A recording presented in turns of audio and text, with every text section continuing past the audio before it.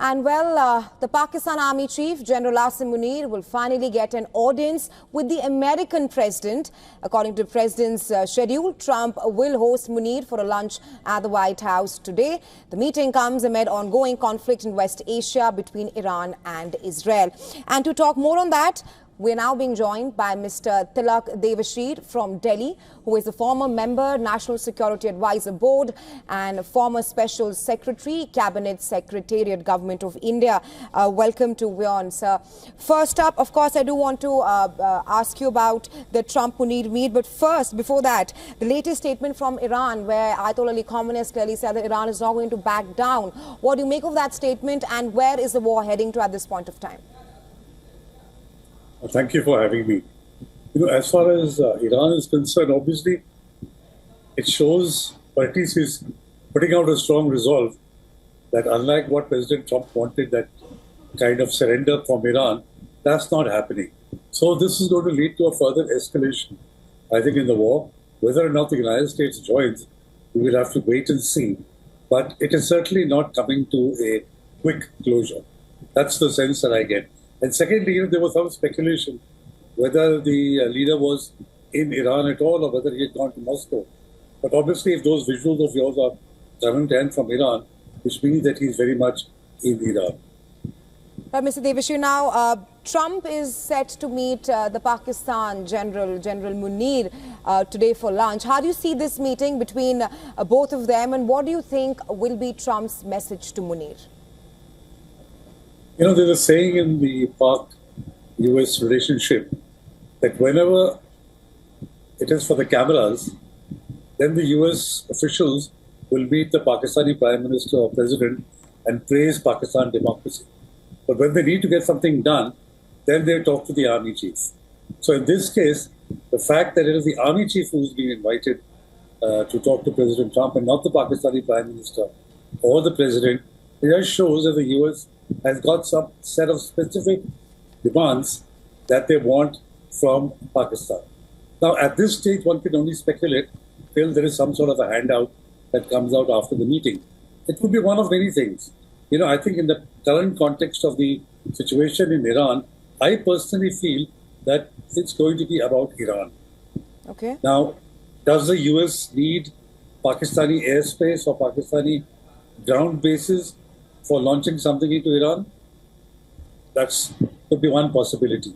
The other possibility could be, as speculated about, that President Trump has a personal interest in several ventures in Pakistan relating to cryptocurrency, relating to minerals, critical minerals. It could be something to do with that, because let's not forget that the Pakistan Army, unlike other armies, is directly involved in the economic development of Pakistan. There is something called the SIFC, which is headed, for which the Army Chief is a member. So it could be an economic content to the relationship. I think after the conversation that he's had with Prime Minister Modi, and Mr. Modi has made it very clear to him that India does not accept any kind of mediation, hasn't in the past and will not in the future, I don't see him talking to Modi about Indo-Pak relations.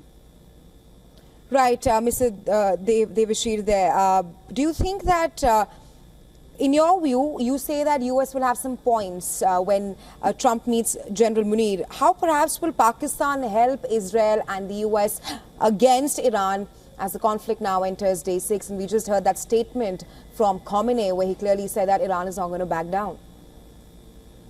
I think it will be internally very problematic for Pakistan to be seen to support the United States and Israel against Iran. You see, about 23% of Pakistan's population is Shia, and they are concentrated in several pockets. They're spread out, but they're also concentrated in several pockets. So I think Pakistan will be inviting a lot of unrest at home in case it is seen to be being supportive of any action against Iran, for the sake of their own people. They may want to, but they won't. There's also a very practical problem. 14% of Pakistan's fuel consumption, that is petrol and diesel, is smuggled from Iran. Something like 2,000 trucks carry oil and diesel into Pakistan from Iran. Now, since the border is closed, it's been disrupted for the last 2 or 3 days. It's going to affect the availability of petrol and diesel in Pakistan seriously if this carries on. And if Pakistan is seen to be supporting Israel against Iran, then this will get permanently choked off. And Pakistan will have a huge crisis on its hands in about 10 days' time if those fuel supplies don't resume. So, Pakistan will have to consider many factors before they come out in support of the US and Israel. Right, Mr. Devashir, you speak of how India and the Pakistan issue will not be on the agenda, but do you think that the focus will not only be on West Asia tensions, but on the issue of Pakistan using US-made F-16s against India in the recent conflict? There may be an end-user certificate, but when it comes to the front, when it's a national sovereignty, I think the argument that Pakistan will use is that, when for our defense, if we need to use it, we need to use it. And President Trump is pretty transactional, he'll understand. So I don't think so that can be. And besides, this is too small a thing for the US president to be talking about. It can be done at a much more bureaucratic level. I don't see President Trump going down to that level. Right, Mr. Devashir, thank you so much for joining us here on WION and sharing your insights with us. Thank you.